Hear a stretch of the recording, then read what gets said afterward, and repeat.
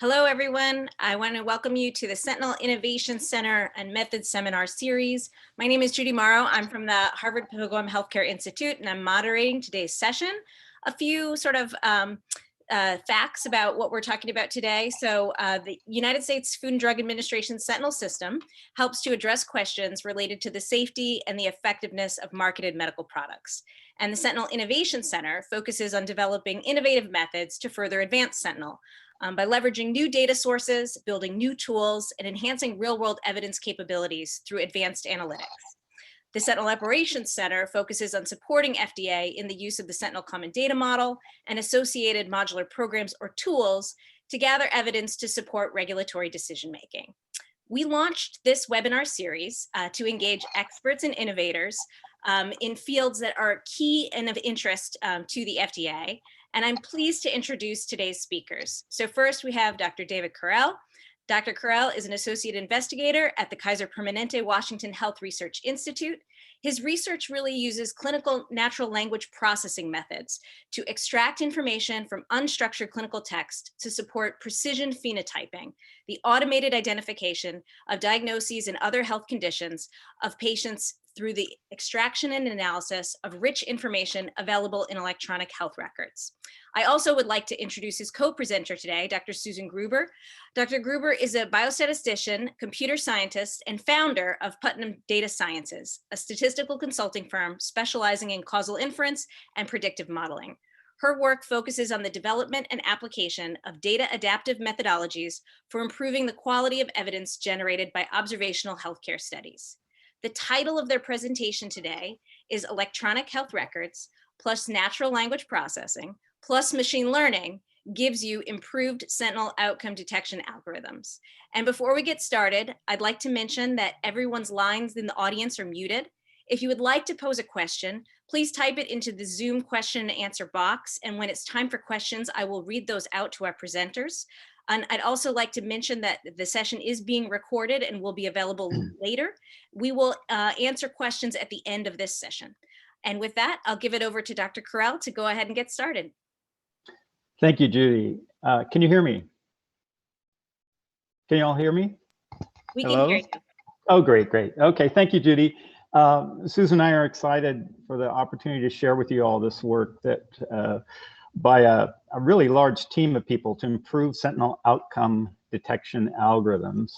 On the next slide, we'll see that these are really multiple teams, and it's drawn on the talents of many different people. This work demonstrates that rich electronic health record data, including information from clinical notes extracted by natural language processing, can be modeled with machine learning approaches to improve the ascertainment of outcomes important for medical product safety surveillance. Obviously, an important objective of the Sentinel system. It provides a foundation as well for incorporating these kinds of data into methods that are used more broadly in Sentinel in a systematic way. Next slide, please. We'll see the outline for today's talk. We're going to talk about the motivation and project goals, and it's going to be illustrated with the outcome of interest being anaphylaxis. I'll talk briefly about the study design and EHR data. Then we'll go into some more depth on the natural language processing component. Susan will then guide us through the use of the machine learning models and methods for outcome identification. And then at the very end, we'll return briefly to talk about some lessons of this work that apply to the general framework. Next slide, please. So here we are. Yes, some of you are already familiar with ARIA, FDA's active post-market risk identification and analysis system. But it has two main features. The first is a predefined, parameterized, reusable routine querying tools. And the second are electronic claims records in the form of the Sentinel Common Data Model that allows data partners in Sentinel to quickly execute distributed programs against their local data. On the next slide, we'll see when ARIA can be used. When there is a serious safety concern, the question becomes, can an observational study conducted within Sentinel using ARIA tools sufficiently answer that question? If the answer is yes, then the Sentinel ARIA analysis is conducted, as you see there on the top path. If it's not, then there's a couple of options for either a post-market research study or a related ARIA study. But on the next slide, we'll see that there's been some recent research that shows a number of health outcomes of interest to Sentinel are insufficiently represented or feasible within the ARIA system. So you see here the boxes in red, almost 70% of these areas that are insufficient for use of ARIA are due to claim algorithms being based on claims data alone being insufficient. And that's why this work is being conducted to see if we can harness additional data from the EHR to overcome this insufficiency. Next slide, please. So anaphylaxis is an example of the challenge of ARIA. And Bob Ball and others at FDA have studied this outcome extensively. This includes development of more sophisticated classification approaches that go beyond claims-based data, using NLP to incorporate new covariates, or sometimes we call them features, from unstructured data. However, so far, these have yielded similar PPVs, around 60%, as claims-only methods. Next slide, please. So we have to ask ourselves, why is a health outcome of interest like anaphylaxis so challenging, and why is it so hard to get it correctly classified? Key reasons that some of this prior work has shown include the inability of algorithms to make the same kind of clinical judgments that human clinicians can make. This involves the timing, severity, or presence of competing diagnoses. And then also, we've seen from prior work that identification of terms consistent with anaphylaxis also appear in the charts of patients with other non-anaphylaxis conditions. Next slide, please. So our main project goal in this work is to continue to work on the problem, both to create an improved health outcome of interest identifying algorithm for anaphylaxis, but also to use the experience of this work to develop a more general framework, and a framework that can be scaled up and implemented using innovative technologies and used more broadly within Sentinel. Next slide, please. The key areas of innovation here are leveraging the EHR data, including the rich clinician notes that go beyond what's captured by the structured data. And then to also use machine learning, the third bullet here. EHRs and clinical text, availability of electronic clinical text is quite common now, but as we can see from the charts in the middle of the graph, they weren't when Sentinel started. So this is creating an opportunity that Sentinel is exploring now in the Innovation Center and in the work that we're going to describe today. Next slide, please. So a little bit about study design. Next slide. Here's a snapshot of our study design. During the October 2015 through December 2018 period, so this is all in the ICD-10 era, we sampled from a population of adults and children. We obtained gold standard outcomes via manual chart review. We captured predefined structured covariates from the Sentinel Common Data Model, and we created NLP-derived covariates from clinical notes. And of course, we created models using these data with combinations of different methods and approaches to see what could contribute most to improving the accuracy of the models. Next slide, please. I want to say a little bit about the stratified random sampling that we used. We conducted stratified sampling to achieve our goal. And to illustrate, the dark blue circle here is all KP Washington or KP Northwest visits. This study, as you'll see, was conducted in 2 sites during the study period. And we sampled, though, from the lighter blue circle, of eligible visits, which includes some true cases, marked here by the stars, but mostly non-cases or controls marked by the circles. Because anaphylaxis is rare, instead of randomly sampling from this light blue circle, we predefined strata in the lightest blue circle where we expected more cases to be prevalent. And we oversampled from these high information groups. And we did this in 2 paths. If we click once, we'll see the paths here. The first path was patients with inpatient or emergency department visits that were including a code for anaphylaxis. And the second path were outpatient encounters that include the same diagnosis code. And then you can see this yielded an analytic data set, including some cases and some non-cases that was used in our analysis. Next slide, please. Okay, now we're going to turn to natural language processing. Stated simply, the objective of natural language processing, or clinical natural language processing, is to use clinical domain knowledge with methods from computer science and computational linguistics to derive information from unstructured clinical notes, and then to use this information to develop automated algorithms and algorithms that can identify either exposures or covariates or outcomes of interest.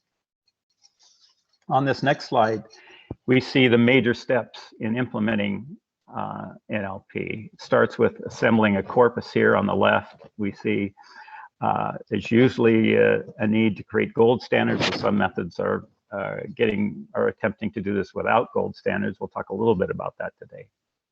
And then the bulk of the work is in this third step where features have to be engineered, or covariates that are derived from the clinical text. And this involves construction of dictionaries, perhaps logic and rules. Sometimes even machine learning is used in this stage to generate features. This becomes a pipeline which turns the information in the text into structured data that can be manipulated by SAS. There's really I just want to comment that there's really a continuum of approaches that can be used for NLP feature engineering, from manual approaches, which is what we used in this particular study, to semi-automated to fully automated approaches that rely on silver standards rather than gold standards. Next slide, please. I won't dwell on this slide, but we can come back to it later if anyone has questions. We used optical character recognition to convert almost 50,000 pages of paper charts from hospital encounters of KP Washington patients to electronic text. And it has some challenges. And just to on the next slide, you see a couple example of these challenges. Most of the problem, as you can imagine, is the introduction of noise in trying to transfer from paper to electronic text.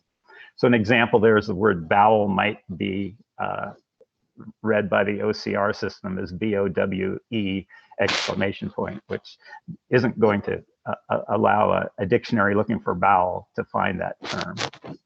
Another issue that happens here are the chart notes on paper usually come nicely formatted as PDFs, printed PDFs.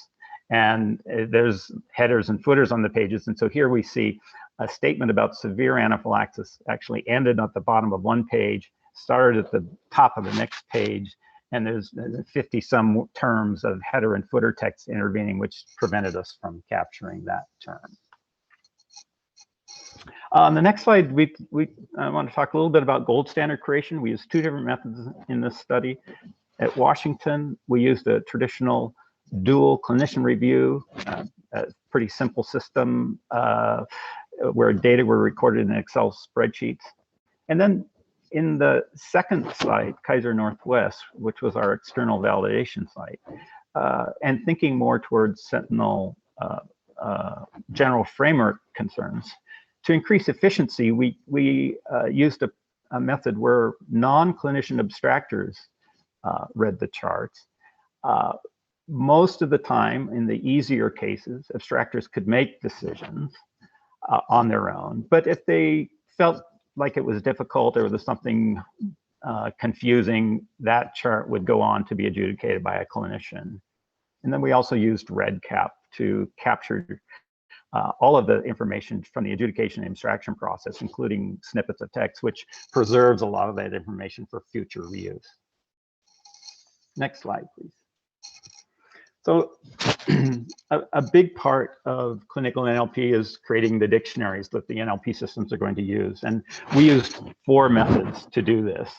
They're listed here, and we'll see one slide each on each of these 4 methods. Next slide, please. First of all, was a traditional manual review of charts. Sometimes we call this deep annotation or a think aloud protocol, where a clinician and an informaticist together review and discuss and mark up charts. We did this with 50 paper charts at Kaiser Washington, and you can see here in these little pictures some examples of the terms that are popping out and of interest. You can also see in the second example there that sometimes we were noticing that for patients who actually had anaphylaxis, there would be mentions of several symptoms of anaphylaxis in close proximity, and perhaps even a mention that an impression that there was a diagnosis of anaphylaxis. And so we engineered some features, as you'll see, to try to capture when this was happening, these statements in close proximity. The terms that get into the dictionary are those that are both clinically valuable and feasible for NLP. Our second method, as you see here on this slide, was to do some exploratory query in the large corpus of notes from Kaiser Washington. This query is conducted without knowledge of which charts are for cases and which for non-cases, but just to get a sense for what language is being used. And so here you can see we found symptoms of dyspnea by looking at some of its known synonyms, shortness of breath and trouble breathing. We could find notes then that contain the term breath, B-R-E-A-T-H, and look at snippets of text before and after. There were only 208. We can assemble these 208 snippets very quickly. It doesn't take long to review them. And in reviewing those 208 snippets, we actually found 5 new terms here: cannot breathe, breathing problems, and so forth, that weren't in the dictionaries, in the curated dictionaries. Next slide, please. Nevertheless, the curated dictionaries are very helpful, and we use the Unified Medical Language System, the UMLS Metathesaurus, as you can see here. For dyspnea, there's the common synonyms that are mentioned in the dictionary. On the next slide, then, we'll see we dipped our toe into some semi-automated methods. There's an automated feature engineering for phenotyping method described by you and colleagues in this 2015 JAMIA paper. We didn't implement the entire method, but the first step over here on the left with the yellow circle around it was a process that we use. And we'll see how a little details of that process on the next slide. We collected 6 knowledge-based articles, publicly available knowledge-based articles on anaphylaxis. We processed the content of the articles themselves with an NLP pipeline using the SNOMED Clinical Terms Dictionary. And we identified 367 unique clinical terms in those 6 notes. 90 terms appeared in at least 3 sources. And this is a rule of thumb that comes from the you and colleagues work. Anything that appears in at least 3 of them, we'll consider those to be candidate terms for our NLP dictionary. And we'll see on the next slide here what those look like. Here, some of the terms were in all 6 articles, some 4, some 3. And then we manually curate this list and get rid of terms that are obviously not useful for discriminating cases from non-cases. Example is the word diagnosis over on the left, the word cell. You can see on the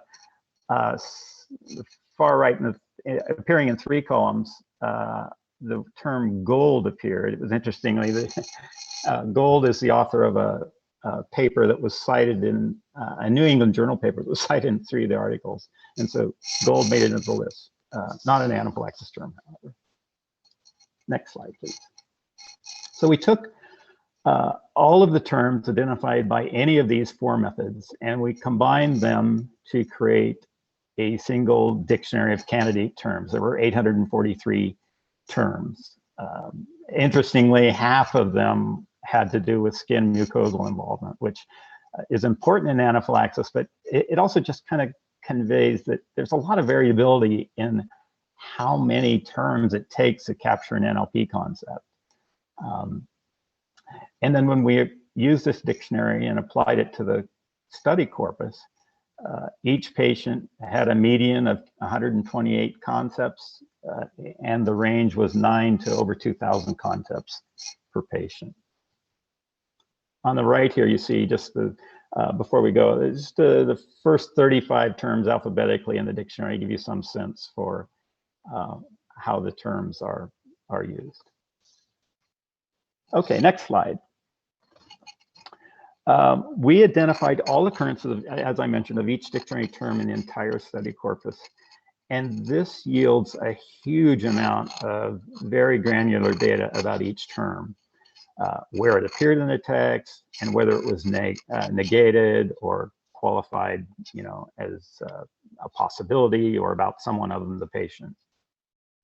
From this granular data, we manually engineered NLP features we thought would distinguish true anaphylaxis cases from non-cases. So in the first set of bullets here, the sub-bullet, we had some features that represented whether or not the chart contained language that suggested the patient met Sampson NIAID criteria for diagnosing anaphylaxis. We'll see on a future slide what that is. We also had 72 different clinical concepts from the large dictionary, from abdominal pain to wheeze and everything in between. We also captured some special features. There were things like, you know, it appeared that sometimes if a patient was admitted for observation, they were perhaps more likely to be a serious case, i.e. anaphylaxis, or if there was an explicit diagnosis, other things like that. And then for some features, treatments, exposures associated, known exposures associated with anaphylaxis and competing diagnosis, we decided to get those from structured data and avoided trying to do that via NLP. One of the rules in engagement, though, is because we had a fairly modest sample size, we didn't want to spend any of our gold standard data on NLP training, though that's often done in NLP development. And so we did all this engineering of features without knowledge of which charts were, or from which charts the terms that we were seeing in the granular data were coming from. Next slide, please. So this is a slide that will show how we operationalized the NLP features for the Sampson NIAID diagnostic criteria for anaphylaxis. And I'll just talk about the first one here. So the first Sampson criterion is there must be a description of skin or mucosal involvement plus either respiratory compromise or reduced blood pressure. And so on the far right, you can see we had some features, some NLP features that indicated when both of these pairs of symptoms were mentioned in the text. And there were often several flavors of each of these as well. I won't go into the other two, but we could come back to them if anyone has questions. Next slide, please. We also implemented many other rules to create NLP features. For example, a rule of two, commonly used in electronic health record phenotyping. If there were two mentions of anaphylaxis, you know, a binary indicator would be set to true. That could be done for many other terms. We also did things like counts of terms. Sometimes we counted all of the mentions of a term.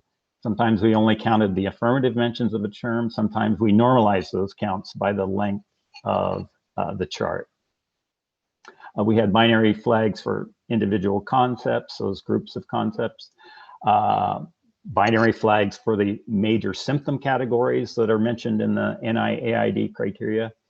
And as I mentioned from the slide we saw where we had the clinician and informaticist had marked up charts, we also implemented some rules where when multiple concepts appeared in a short span of text, we would create a binary indicator indicating that was present.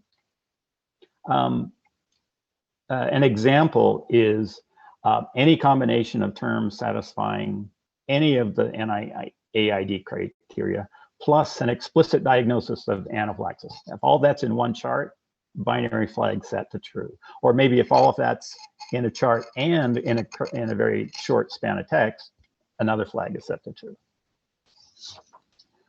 On the next slide, here we see the subgroups of anaphylaxis concepts that are in the NLP dictionary. And I just wanted to show you this. You can see here on the far right, toward the top, tingling, there's only, that was a concept, a concept, its own concept. There was only one term that was in it. And the next column over to the left, in the green at the top, angioedema, had 102 terms. So it's quite variable. Next slide, please. I mentioned some special features. Here is the list of the special features. There were various ways that explicit diagnoses were mentioned in the text, and we did our best to capture those. Another thing clinicians said was important was when there are descriptions of rapid decline in a patient's condition, so collapsing or getting worse. Another thing clinicians emphasized with the suddenness of symptom onsets, or rapid swelling was an important concept, or we thought it would be an important concept anyway. The need for observation, or being admitted for observation, I already mentioned, and then things like having epinephrine administered or prescribed, or there was a feature again for multiple epinephrine administration derived by NLP. Next slide, please. So here's a summary of all of the operationalized NLP features. We operationalized a fairly large number, over 470 features, knowing that some of them weren't going to be useful, but it was easy, you know, by using sort of sets and combinations of things to operationalize these many features. We then selected the top 100 that, you know, based on the judgment of our informatics team, to be the best NLP features. And we did this because, you know, we had a modest size of gold standard data to use for modeling. If we had had thousands of cases and nons cases, we would have just used all 471 features. We also selected 25 features that the clinicians felt were most important. And then this resulted in a set of 116 total features. Next slide, please. I should say something about the structured data features. They're also important, and there were 47 of them that we operationalized. Again, we were budgeting ourselves. We didn't want to go too crazy because of the modest sample size. But the various categories here were known high-risk exposure, so like exposure to imaging, or particularly imaging with dye or immunotherapy, competing diagnoses, asthma, COPD, serious infection. Treatments that are used, CPR was important in very serious cases, some medications. The clinicians also recommended that follow-up with an allergist or immunologist within 45 days after the event date could be a signal that, you know, this is a patient who's experienced anaphylaxis for the first time. Type of anaphylaxis, which we can get from the diagnosis code, whether there was a patient had a history of anaphylaxis, or whether the patient had a history of allergic reaction, the setting in which the patient presented, and demographics. Next slide, please. So all of this code for generating the structured data features and the NLP features was prepared into a set of a code package and documentation. And this was put up on a GitHub site and used by our external validation site to take the exact code and process for mining text that had been developed at Kaiser Washington without any knowledge of what's going on in Kaiser Northwest, and to implement the same set of structured data and NLP-derived features there. That's it for the NLP system. And I'd like to turn it over now to Susan to talk about the machine learning models. Okay, thank you very much, David. So yeah, thank you. That was a very nice overview of all the hard work went into assembling these data in a sensible way that might allow us to improve our ability to identify anaphylaxis cases, true anaphylaxis cases, and at the same time, not mislabel someone who's not a case as a case. So let me just recap a little bit. So we have 300 chart reviewed observations in our data set. Some of those enter the data set via path 1 and some via path 2. And that distinction is not that important. It's important for me as a statistician to get our variances and standard errors right. And it's important so that when I report the results about, the probability that if I say that you're positive, you actually are, I need to like rescale those. But other than those sort of details in statistics, it's not that important. So from the point of view of modeling, we have cases, approximately 150 of them, and we have about 85 non-cases or controls. And if you ever do logistic regression, if you have about 85 non-cases, that sort of dominates, or 85 zeros out of, with a binary outcome, you can really only have a very small logistic regression model. So on the one hand, we took a lot of pains to generate a lot of data using NLP plus our structured covariates. And on the other hand, we only have a few modest observations. To learn from data, you need data, and we've got data, but we don't want to have this monumental task. We can't fit, say, a logistic regression model with 400 covariates or even 116 covariates and expect to get a good answer out when we only have 85 non-cases and 150 cases. So the whole rest of the team takes great pains to capture a rich amount of information. And the first thing I want to do is what we call dimension reduction. I want to winnow it down, which sounds crazy, but we need to do it. And traditionally, you would do some kind of logistic regression model, say. Oh, another thing I forgot to mention. In prior work, they just gave a yes or no answer. You are a case, you're not a case. And maybe we could just improve upon that.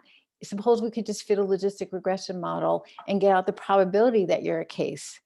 And when the evidence is a little weak, the probability is like 0.5, 0.6, maybe we say, no, you're not. Like maybe right there, that would improve things. So if you were going to use logistic regression, you still have to figure out what variables to include. In the old days, you would do some forward or backward selection. More recently, even like 10, 15 years ago, you might start using lasso or ridge regression, penalized regression techniques. And now even more recently, there's tree-based methods, neural nets, support vector machines. And so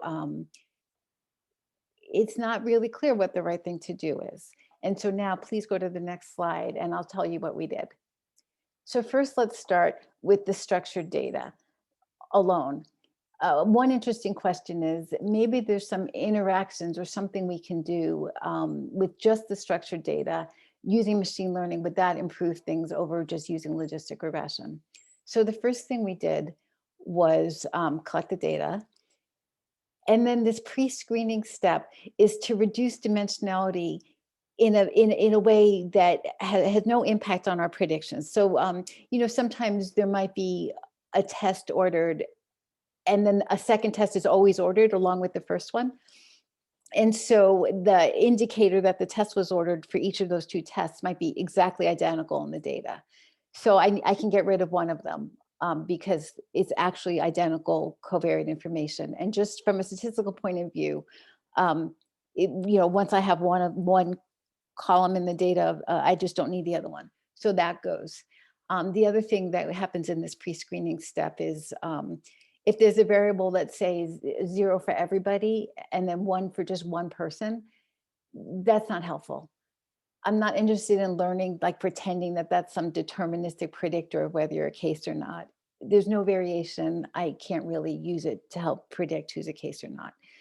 And so I get rid of that. And so that's what we did in step 2 was just, let's just get rid of duplicate values in the data set, and let's get rid of values that essentially have no variation in our 300 or so observations.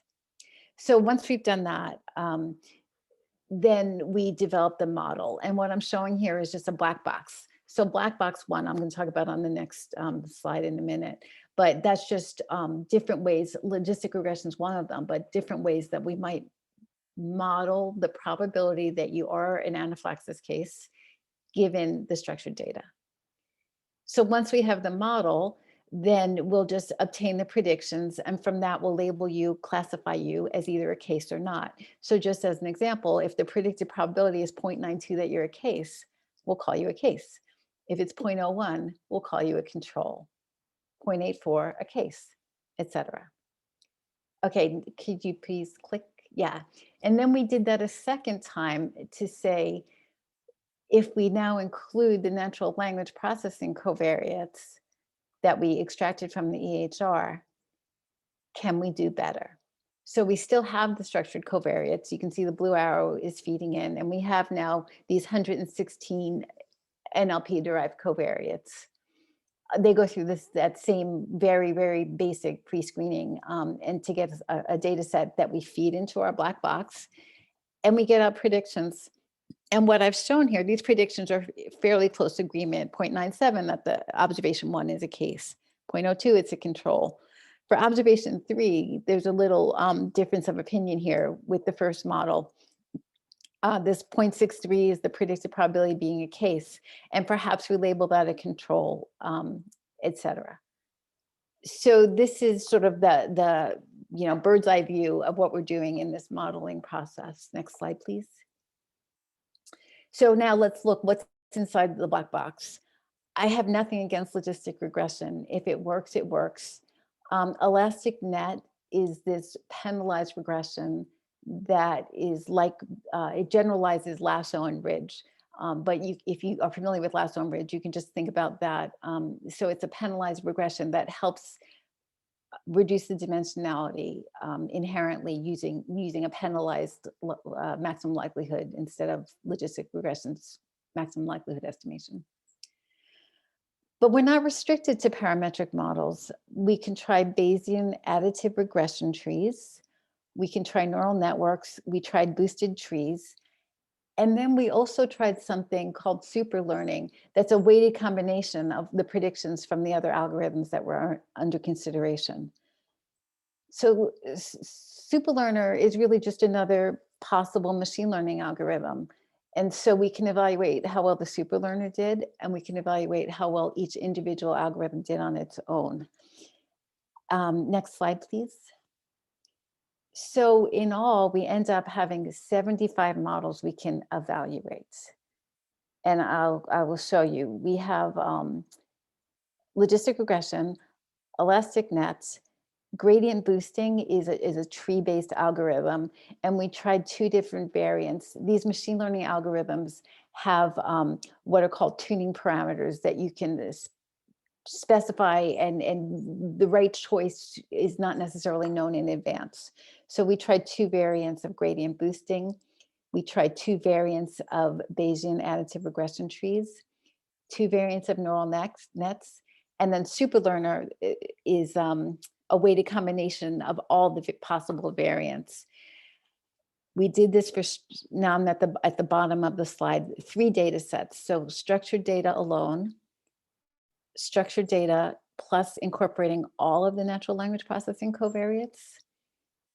And finally, structured data, but just incorporating natural language processing covariates selected by the clinicians. For each one of those starting data sets, I'm concerned about overfitting, about having too high a dimension. I want to maybe try subsetting the covariates. And so we definitely will give all these algorithms all the covariates, they can have them. But a different thing that we're going to try is let's take our, 40, I think it was 48, 40 or 43 structured data covariates, plus our 116. And the clinicians got 25. So let's see, we'll start with those, but let's see if we use Lasso to maybe pre-select some covariates that are associated with the outcome.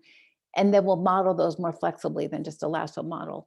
And then we tried also separately a clustering technique that said, let me cluster the covariates and pick one from each cluster, and then use those to build a model. So we have 3 data sets, 3 covariate selection strategies, 8 variants of prediction algorithms, superlearner as a weighted combination of those 8. We produce a total of 75 different models. And then once we have those, we can get predictions from each of the 75, and we have to understand which model is best. Next slide, please.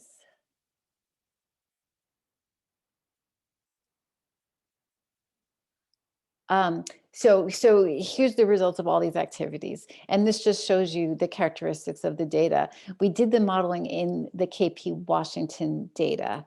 So there's a total of 239 observations, 106 of them, or 66%, are cases from path 1. 48 of our cases are from path 2, which represents 61.5% of path 2 observations. So in all, 154 cases, 85 controls for our modeling activity.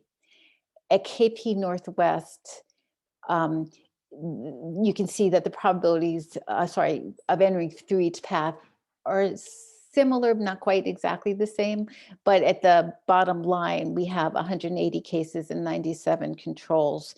And up again, approximately 65% are cases and 35% are controls. So we do the modeling in KP Washington.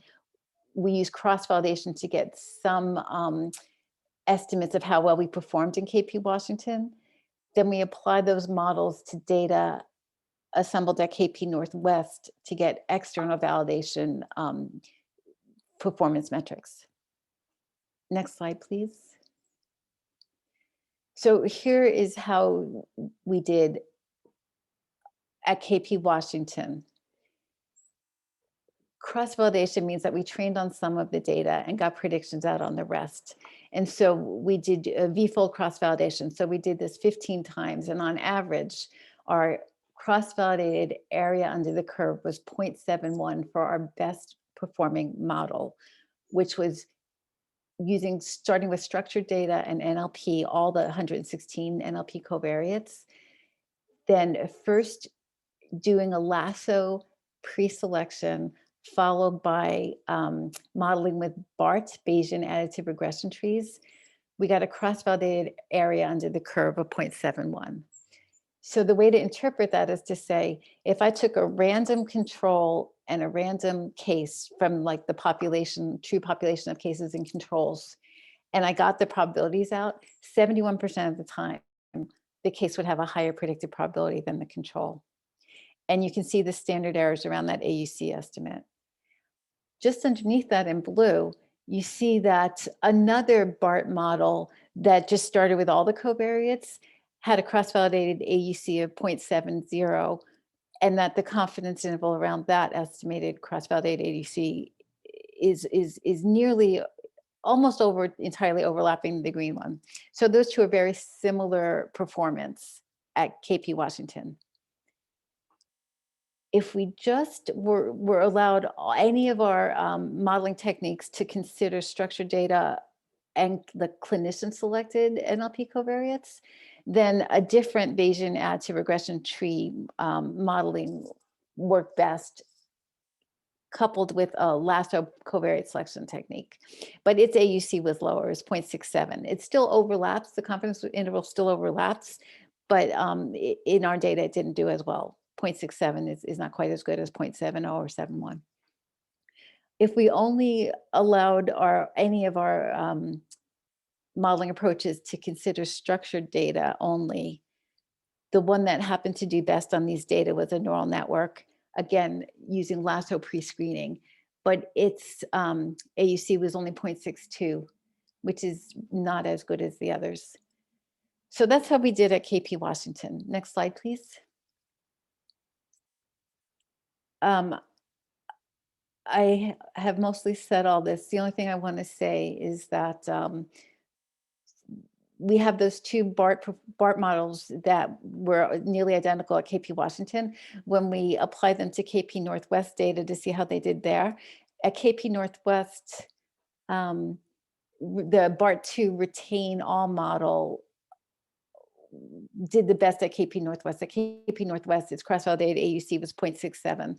And we don't have on this slide what the other model was, but it was below that. So we realized that the BART2 retain all model generalized a little better to a second site. And so that's the model that we would be interested in using in any kind of sentinel. If we're going to use any of these models at all, this is the one that did well at site 1 where it was developed and generalized best to site 2. So this is the one we would use. So now, sorry, can you go back for 1 second? So the next step we have to do, though, is choose a prediction risk threshold for classification. At what probability you want to say, yes, you're a case, or no, you're not. So if the risk is greater than the threshold, we'll call it a case, otherwise we won't. And in this setting, with anaphylaxis being so rare, and we are considering safety outcomes we're interested in a safety outcome. If we were interested in some kind of screening, we could pick a low threshold. We wouldn't feel so bad about getting false positives if it was some kind of initial screening. And so we could pick a low threshold. You call the case, if we're wrong, that's not so bad. Or the other way around, if you were doing this as some kind of study cohort inclusion criterion, you might really only want to have anaphylaxis cases in your study. And so you might take a very high threshold and you wouldn't mind missing some cases, but you would want to make sure that anybody you said was a case absolutely is. So for this sentinel purposes, we want to pick something with a high positive predictive value. If we say you're a case, you're a case. And we also don't want to, we want to make sure we don't just omit a lot of cases in that, because anaphylaxis is rare and we're worried that if we don't have enough cases, it might not be suitable for a safety study. So we want a high PPV and we want a high sensitivity. Okay, next slide, please. So this plot shows you, depending on where we pick our threshold, we can actually control that. So can you click?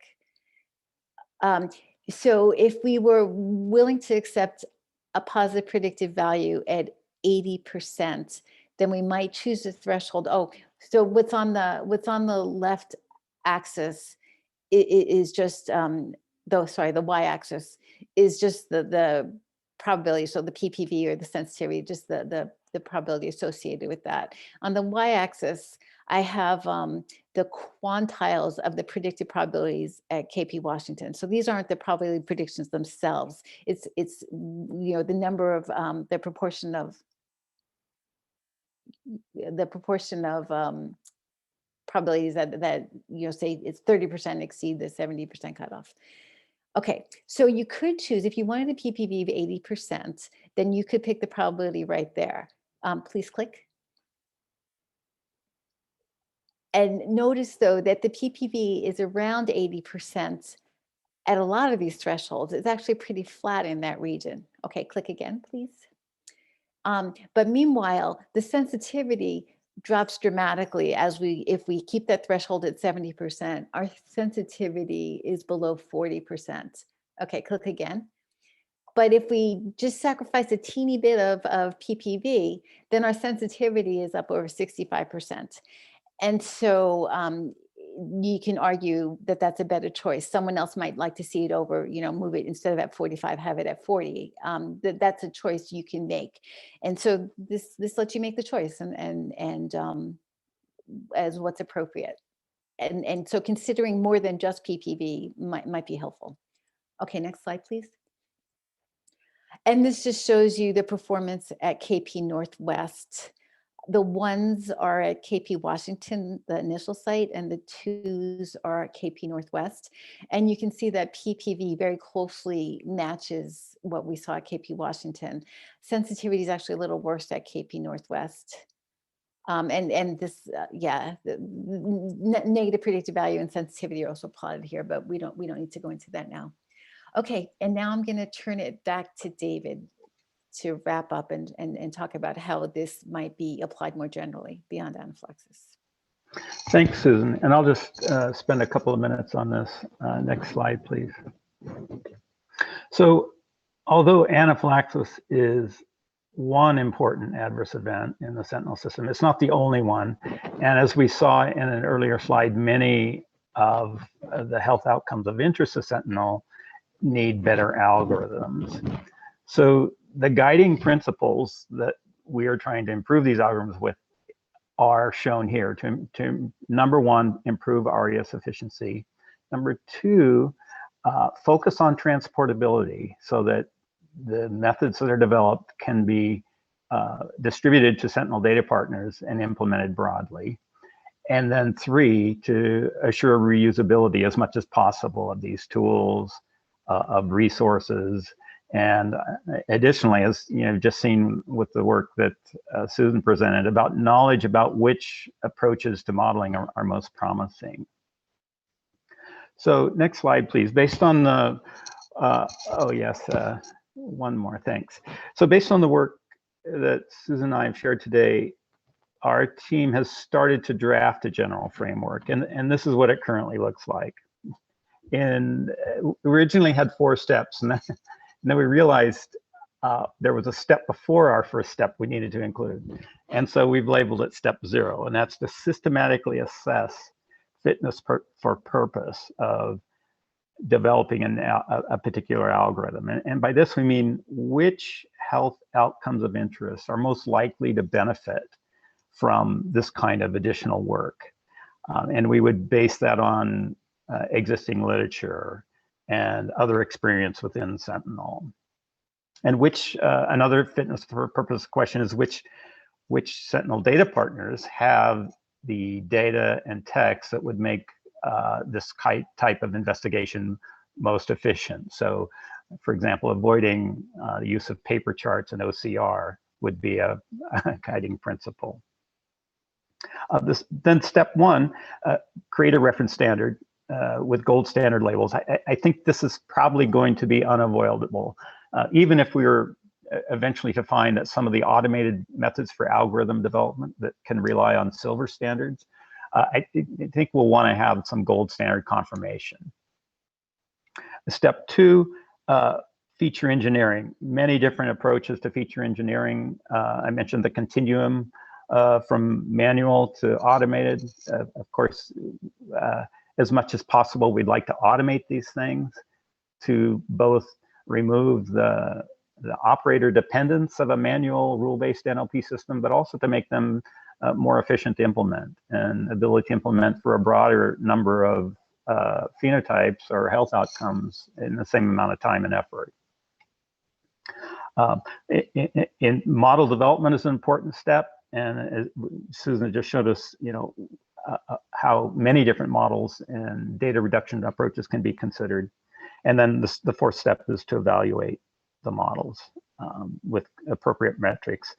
And all of this will be formalized in work that's ongoing over the next year based on lessons from the anaphylaxis work, from another project looking at acute pancreatitis as an outcome, from another project that's going to develop an automated algorithm for anaphylaxis, removing the manual component, or at least a semi-automated, greatly reducing the manual component, and then also building on knowledge and experience of other work that's ongoing in the Sentinel Innovation Center now. So that's what we wanted to present, and we'd like to open up for question and discussion. David, this is Judy. So thank you so much, and Susan as well, for that wonderful presentation. I've had the privilege to see it a couple of times, so I see how it's evolved over time. And I think this work is so important for us in the future as we try to get to better outcome identification in the Sentinel system to support the FDA. We received a number of questions, and we won't have time for them all for the course of this session. One question I do want to make clear for everybody: this session is being recorded. The video will be available on the YouTube channel associated now with the Sentinel Initiative. And I know Susan has her own YouTube channel. We'll see if we can put it in both places. That will be available to folks, as will the actual presentation in PDF form. So I want to just get that out of the way. There are many very specific technical questions that I think I've copied them all down, and we'll be able to feed those back to the individual people who've asked them. But I think in the interest of sort of more general purpose questions, I'm going to go with the sort of more big picture ones. So the one that I'd like to read to Susan and David both is to ask about what were the main categories for the 400 covariates from the structured data, and were they centered in particular groups? So were they more demographic based? Were they diagnoses? Were they medications? Were they labs? Can you say something in the covariate, when you're doing your selective reduction, if there was a way that you emphasize these particular categories and you selected amongst them when you were interested in getting to that better model? So I'll give it over to both David and Susan to take that one.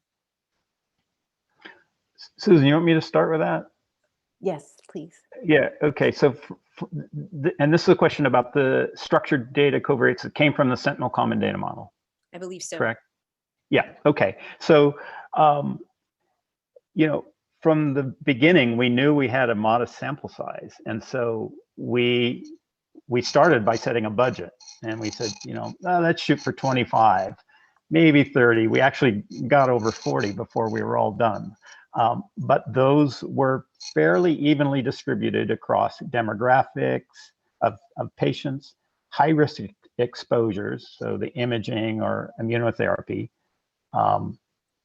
competing diagnoses, and that was competing diagnoses we knew both from prior work and from our own chart review was going to be important, but we thought those were best captured by structured data, looking at histories of diagnoses in the recent past.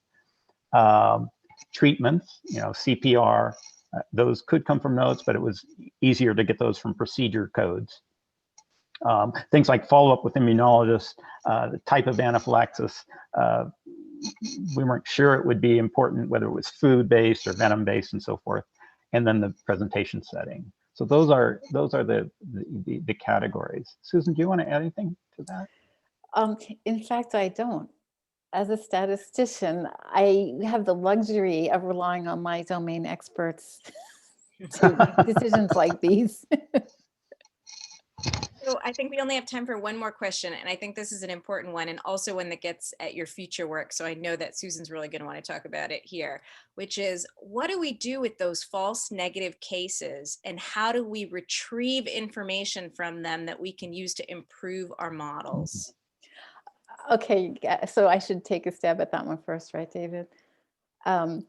Yeah, that's a great, interesting area of research. So one thing we've done already is just characterize them in kind of a table one kind of way. How are they different from the true negative cases, and how are they different? False negatives are actually positive, so how are they different from the positives that were correctly classified? So we've kind of looked at that, but it turns out they're different in the ways that their values of the covariates that drive the model, you know, they're low. So that was not so helpful. But what we have proposed doing in an extension of this work is actually doing a second stage model. Now I can take everybody that I've classified as negative, and we know there's some false negatives among them. Let me just develop a model in this set now and see if I can recover some of those false negatives, reclassify them as positive, and of course do the same thing. There's going to be some false positives, and so do a second stage model over there, and that should improve, you know, all those metrics that we're interested in. Thanks. Yeah, the only thing I'd add is that also an error analysis of the NLP work could show that there's some errors creeping in through the NLP system that are misleading us, and that will be part of the future phase. Great. So I think in that respect, maybe there's a step 6 in your step process, which is the iteration, which I know you guys are taking into account right now, is how to improve that model, how to make it better, so the next time we go around, we can do a better job with it.